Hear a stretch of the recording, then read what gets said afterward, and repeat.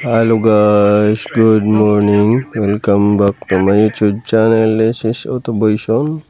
So mayroon tayong dinadiagnose dito nga Ford Everest.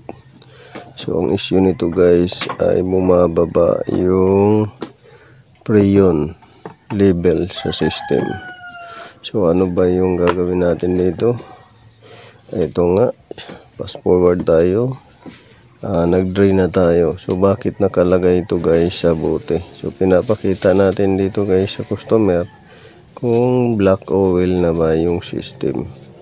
Kaya sinahod natin sa bote na clear para makita natin kung black oil. So nakasalang na natin yung manifold gauge. So ang issue nito ay nawawala yung lamig. Pero base sa ating gauge, bumaba yung level ng freon sa system. So ngayon, didrain natin sa bote para ipakita natin kung black oil yung system. So hintayin lang natin yun na matapos. At dito tayo sa loob ng sasakyan. So yan natin kasi videohan natin to guys dahil iniwan doon ng may-ari.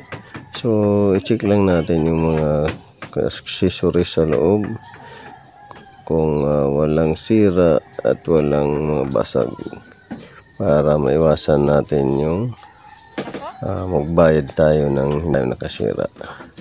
So Ford Everest Red to guys. So ang prospect ko nito guys ay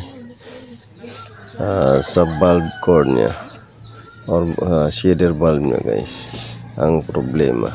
So maagang maaga pa kita nyo na sarado pa halos yung natin stante dahil kakabukas pa lang natin at ito na yung customer natin.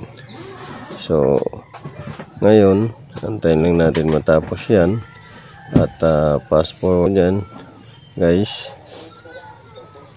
Ito na nga guys yung prospect at saka suspect natin ay yung valve. So last time pumunta siya rito, bali bumalik lang to uli ng after ako kung ilang months siya. So ang una nating diagnose dito ay tungkol doon naman sa maingay niyang compressor. So mabilis mag-automatic. So nakikita natin na medyo madumi na yung oil ng system niya. So yun nga guys, at papalitan natin to ng shader valve dahil doon lang naman kadalasan to nagsisimula yung leak. So minsan sa sobrang tagal na nung valve at saka nag high pressure, minsan bumubuka yan. So abangan nyo lang guys yung part 2 video natin.